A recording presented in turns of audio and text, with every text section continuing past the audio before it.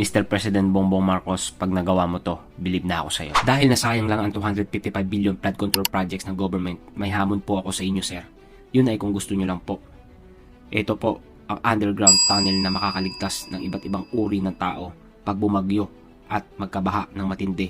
Ang tawag ko dito ay ang the biggest temple tunnel projects from flood. Ito ang sasagip sa buong Metro Manila at kahit saan man sulok sa Pilipinas kung ipapagawa nyo din sila. At bukod dyan, pagawaan mo na din ang iba't ibang uri ng flood hydro barrier water control system, ang iba't ibang dam river sa buong Luzon, Visayas, Mindanao. Ito ang teknolohiyang accumulated for how many years sa mga iba't ibang bansang naka-high-tech at walang kurap. Itong mga to ang tanging makakatulong sa atin to prevent from all danger at help protects our life from disaster at pati na din ang ating kalikasan. Ang mga gate na ito tulad ng wire hydraulic gate at sliceway gate ay ginagamit upang ayusin ang antas ng tubig, ngunit mayroon ding mahalagang misyon sila, sir. Protektahan ang ating buhay mula sa sakuna.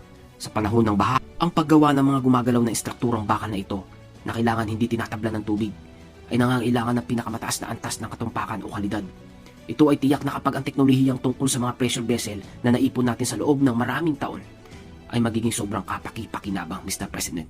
Bukod pa doon, makakapagpatrabaho po kayo ng madaming Pilipino dahil sa proyektong ito. At sa mga drainage naman, sir, lalo nyo pang padamihin ito o ipagawa. Magpalagay ka ng CCP plastic plugs outlet, mapa-square pipe o round pipe, kahit naka-manhole o concrete rings, and trio pipe culvert. Okay na yun, sir. Makapagdugtong-dugtong lang lahat ng pinanggagalingan ng baha at palabas papunta ng river o mga kanal na meron pong hydrogate water control system sa lalabasan ng baha. Ito, gumawa po ako ng diagram, sir, ng isang drainage dahil sa tingin ko mas kalidad ito sa lahat at kasama na dyan ang sewer drain, storm drain, Mr. President. At dumako naman po tayo sa iba't ibang kanal sa buong Pilipinas dahil sa kakulangan nito. Dapat merong titling overshot water control at dapat meron itong regulator and isolation of flowing process. Dapat mamonitor ang mga ganitong pamamaraan, sir. May tatao dito. Dapat dito may magbubukas, may magsasara. Depende sa sitwasyon ng klima na naaayon sa high tide o low tide. Katulad din ng mga hydrogate river, control floods, at lahat ng mga sinabi ko. Always maintenance, paglilinis, pagpapalit ng mga langis, at iba't iba pa. Siyempre, hindi mawawalang basura tulad ng plastic bottle, paper leaves, or woods and anything. Need natin ng gantong pang-alis ng mga kalat o mga basura na magbabara sa mga malalaking canals. At humanity, siyempre, di porket senador ka, gobernador ka, congressman ka, mayor ka, kapitan ka, at kung ano ka pa, wala ka ng pakialam dito. Dapat meron. Ikaw ang mamumuno at mangunguna sa mga nasasakupan mo upang maisaayos ang mga nagtatambakan na basura at maumpisahan at maisagawa ang kalinisan sa bayan mo.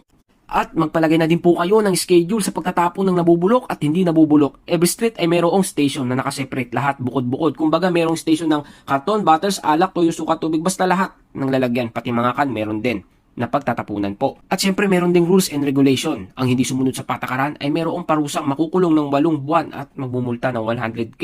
Bawal ang magtapon sa daan at ilog, kanal, huwag maglalagay ng basurahan sa mga labas ng daanan dahil pag basura mo, dapat iuwi mo. Sigurado lahat ng Pilipino umpisa na ng pagbabago.